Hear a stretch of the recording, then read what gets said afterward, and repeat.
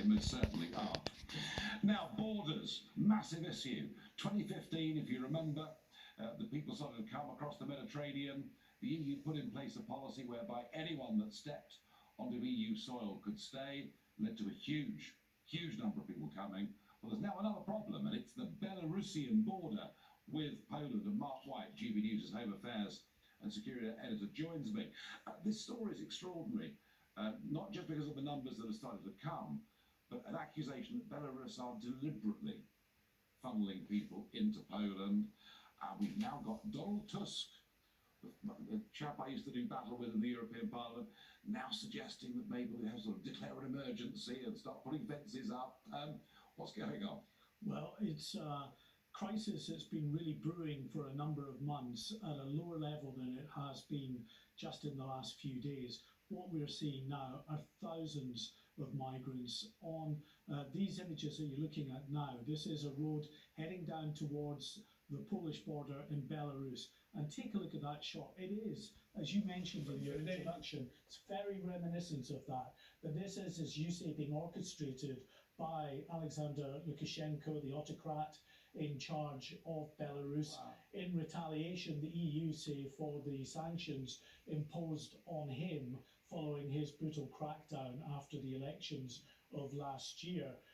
In return, what he is doing, we're told, is this, that he's making it easy for people not to get on the boats across the Mediterranean now, but to fly direct into his country. He's set up airline routes from Baghdad, Erbil, Sulaymaniyah, other destinations in the Middle East and in Africa, telling people apparently that you can come to Belarus on a 7-day tourist visa. You put up for a few days and then you're bussed down to the border, and that's exactly what we've been seeing. Why does Lukashenko want this to happen? Well, according to the European Union and Poland, of course, and Lithuania and Latvia, because it's all three of those countries bordering Belarus, these EU states that are bearing the brunt of this, it's all about revenge and trying to destabilise the European Union in retaliation for those sanctions that are beginning to bite his government.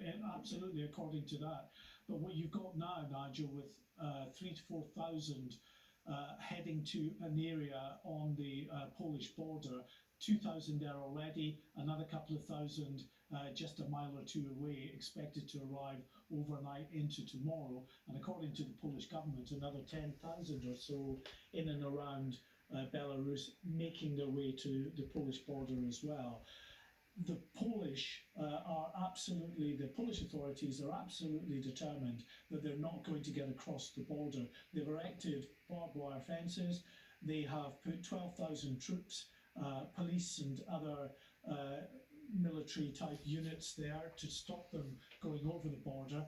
But what's been happening is that the Belarusians have been taking these migrants down, pointing them at the border fence, putting them through the Belarusian border fence into this no man's land between the Belarusian border fence and the Polish border fence.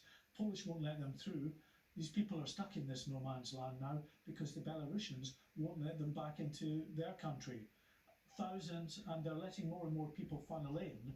They've got very little in the way of food and drink. It's absolutely freezing there. There have been several deaths reported already.